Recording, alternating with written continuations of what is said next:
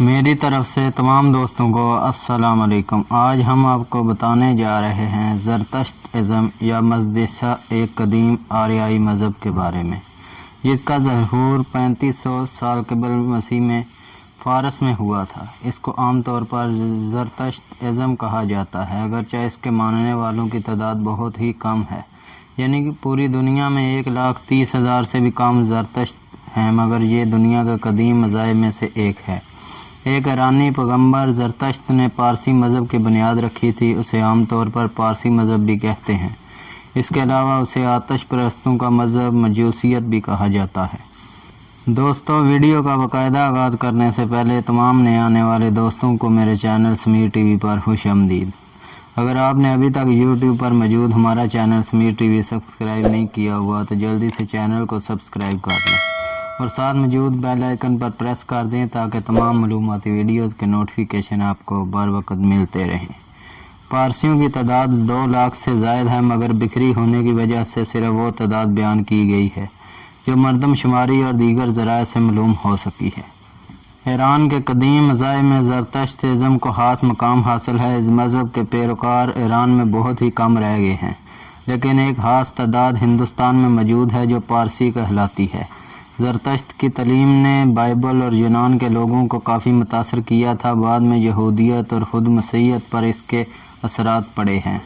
اس مذہب میں اگرچہ یہودی مذہب یا اسلام کی طرح صاف اور واضح طور پر وحدانیت کا تصور تو نہیں ہے، لیکن ایک مطلق خدا کے تحت دوسرے تمام چھوٹے خداؤں کو لانے کی کوشش ضرور کی گئی ہے۔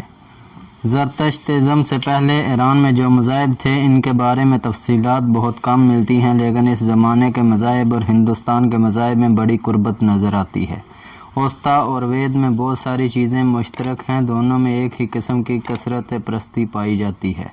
دونوں جگہ آگ کی پرستش اور قربانی کے وقت ہندوستان میں سوما جو ایک قسم کی شراب ہوتی ہے اور ایران میں ہوما استعمال ہوتی تھی۔ اوستا اور وید میں بیان کیے گئے دیوتا تقریباً مشترک ہیں۔ زرتشت ایک خدا مشہور کے پجاری تھے جو مزدا یعنی دانا کہلاتے تھے۔ زرتشت کی حمد یا گاتھا میں جس مقامات اور شخصیات کا ذکر ہے، تاریخ میں ان کا پتہ نہیں چلتا، اس لیے صحیح زمان و مکان کا تعین کرنا مشکل ہے، لیکن یہ بات کہی جاتی ہے کہ وہ مشرقی ایران کے کسی حصے میں تھے اور مغربی ایشیا کے ترقی یافتہ حصوں سے دور رہتے تھے۔ یہ زمانہ سائرس دوم سے پہلے کا ہے، جب ایران ابھی متحد نہیں ہوا تھا۔ بہامنشیوں کے دور میں کسی تحریر اور احصار میں بھی ان کا ذکر نہیں ملتا۔ اس کے بعد دارا اور اس کے جانشینوں کے آثار بھی بہت ہی معمولی اشارے ملتے ہیں۔ بہامنشی دور حکومت میں کچھ عرصہ کے لیے یہ سرکاری مذہب رہا۔ اسکندر اعظم کے حملہ کے بعد بہامنشی دور حکومت ختم ہو گیا۔ اس کے بعد زرتشت مذہب کا دور بھی ٹوٹ گیا حاصل ہوا اور 400 سال تک یہ سرکاری مذہب رہا اور مسیحیت سے ٹکر لیتا رہا۔ 635 عیسوی میں عربوں نے یزدگرد سوم کو شکست دے کر ایران پر قبضہ کر لیا اور پورے ملک پر اسلام چھا گیا۔ زرتشت ازم کے لوگ چھوٹے چھوٹے گروہوں میں اقلیت کی طرح رہتے تھے۔ 10ویں صدی عیسوی سے اس مذہب کے لوگ وطن چھوڑ کر ہندوستان کے گجرات کے علاقے میں بسنے لگے اور اپنے وطن کے ہم مذہب لوگوں سے ان کا تعلق ٹوٹ گیا۔ 1477 میں یہ تعلق پھر سے قائم ہوا۔ شروع میں یہ کھیتوں میں کسانوں کی طرح کام کرنے لگے، لیکن انگریزوں کے دور اقتدار میں انہوں نے تعلیم اور تجارت اور صنعت میں زبردست ترقی کی اور صوبہ گجرات اور بمبئی کے معاشی زندگی میں خاص مقام حاصل کر لیا۔ زرتشت مذہب اپنے شروع کے دور میں شمالی ایران کے امن پسند اور قابل اعتماد لوگوں کی عکاسی کرتا ہے۔ یہ لوگ اپنے دشمن خانہ بدوشوں سے بالکل مختلف تھے جو نیچر پرست تھے۔ کئی دیوتاؤں کو مانتے تھے جن کی زندگی زیادہ تر گھوڑوں کی پیٹھ پر گزرتی تھی۔ زرتشت ان لوگوں کا مقابلہ ہمیشہ اپنے لوگوں سے کرتے تھے۔ اپنے لوگوں کو وہ انصاف پسند اور پاک باز بتلاتے تھے، خانہ بدوشوں کو جھوٹے اور دھوکے باز۔ زرتشت ہمیشہ زمین کے پیداوار بڑھانے اور مویشیوں کے ساتھ اچھا برتاؤ کرنے کی تلقین کرتے تھے، اس لیے کہ مویشیوں کی محنت سے ہی غذا پیدا ہوتی ہے۔ چنانچہ انہوں نے دیوتا مترا کے سامنے بیلوں کی قربانی منع کر دی۔ عبادت کے وقت ہوما کے استعمال پر بھی پابندی لگا دی۔ زرتشت مذہب کے مطابق اس ساری کائنات کی تاریخ یعنی اس کا ماضی، حال اور مستقبل 4 ادوار میں تقسیم کی جا سکتی ہے، جس میں سے ہر ایک دور 3000 سال کا ہے۔ پہلے دور میں کسی مادہ کا وجود نہیں تھا۔ دوسرا دور زرتشت کی آمد کے عین پہلے گئے۔ تیسرے میں ان کی تعلیمات کی اشاعت ہوئی۔ پہلے 9000 سالوں میں نیکی اور بدی کی جنگ جاری رہی۔ نیک لوگ مشہور مزدہ کے ساتھ رہے۔ بعد لوگ اہرمن کے ہر شخص کو موت کے بعد دوزخ پر پل سے گزرنا ہوتا ہے۔ اگر وہ بد ہے تو پل تنگ ہو جاتا ہے، وہ دوزخ میں گر جاتا ہے۔ اگر نیک ہے تو اس کے لیے جنت کا دروازہ کھل جاتا ہے۔ چوتھے دور میں دنیا کو بچانے والے ساؤشیانت نمودار ہوگا۔ تمام مردے زندہ ہوں گے، ان کے اعمال کا حساب کتاب ہوگا۔ بعد ہمیشہ کے لیے سزا کے حقدار ہوں گے اور نیک ہمیشہ کے لیے اپنی نیکی کا پھل پائیں گے۔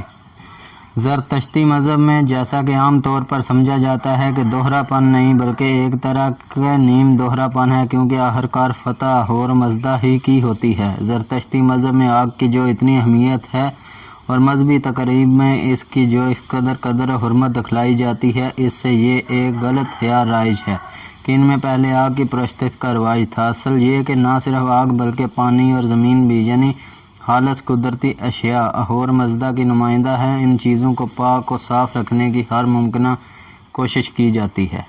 زرتشت مذہب کے مطابق انسان آزاد ہے، وہ نیکی یا بدی دونوں میں سے ایک کا انتخاب کرے، پھر اس کے پھل کے لیے تیار رہے۔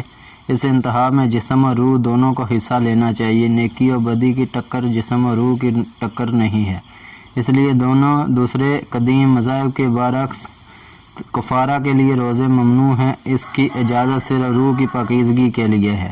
بدی کے خلاف انسان کی جدوجہد منفی نوعیت کی ہے، یعنی اسے اپنے آپ کو ہمیشہ پاک و صاف رکھنا چاہیے۔ موت کی طاقتوں کو اس کا موقع نہیں دینا چاہیے کہ اسے ناپاک بنا سکے، اس لیے مردہ چیزوں کو چھونے سے بھی پرہیز کیا جاتا ہے۔ زرتشتی اخلاقیات کی بنیاد اس کے اعلیٰ مذہبی فلسفہ پر ہے۔ انسان اس کائنات میں ایک بے بس ہستی نہیں ہے، اسے انتخاب کی پوری آزادی ہے۔ وہ پوری شان و شوکت کے ساتھ اہرمن کے خلاف نیکی کی فوج کا سپاہی بن سکتا ہے۔ اس مذہب کا نہایت سادہ لیکن گول فلسفہ یہ ہے: نیچر ہی صرف پاک و صاف اور نیک ہے، وہ دوسروں کے ساتھ ایسی کوئی چیز نہیں کرے گی جو وہ اپنے لیے پسند نہیں کرتی۔ اوسطا نے انسان کے لیے 3 فرائض مقرر کیے ہیں: جو دشمن ہیں انہیں دوست بناؤ، جو بد ہیں انہیں نیک بناؤ، جو جاہل ہیں انہیں قابل بناؤ۔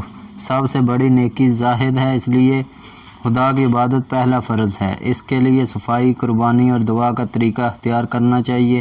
اس کے بعد عمل و گفتار میں ایمانداری اور عزت و احترام مخلوط رکھنا چاہیے۔ ایرانیوں نے سود لینا منع قرار دیا ہے۔ یہ ہدایت کی گئی کہ قرض دار کو چاہے وہ قرض کو ایک مقدس امانت سمجھے، سب سے بڑا گناہ ہے، اعتقادی ہے۔ مرتد کے لیے سزا کی موت کی سزا ہے۔ بعد کے دور میں دوسرے مذاہب کی طرح زرتشت مذہب میں بھی رسوم داخل ہو گئے۔ شروع میں معبد بنانا اور بت رکھنا منع تھے۔ قربان گاہیں پہاڑیوں پر، محلوں میں یا شہر کے مرکز میں بنائی جاتی تھیں۔ ان میں اہور مزدہ کے احترام میں آگ جلائی جاتی تھی۔ بعد میں ہر گھر میں آگ جلائی جانے لگی، اسے کبھی بجھنے نہیں دیا جاتا تھا۔ جیسے جیسے زمانہ گزرتا گیا، مذہبی پیشواؤں، پروہتوں وغیرہ نے بے شمار رسوم اس مذہب کا حصہ بنا لی، اس طرح مذہب کی شکل ہی بدل دی۔ پارسیوں کی مقدس کتابوں میں دساتیر اور اوسطا شامل ہے۔ دساتیر کو مزید 2 حصوں میں تقسیم کیا گیا ہے: ہرد دساتیر اور کلہ دساتیر۔ اوسطا کو بھی مزید 2 حصوں میں تقسیم کیا گیا ہے: ہرد اوسطا اور کلہ اوسطا، جسے زند یا محض زند بھی کہا جاتا ہے۔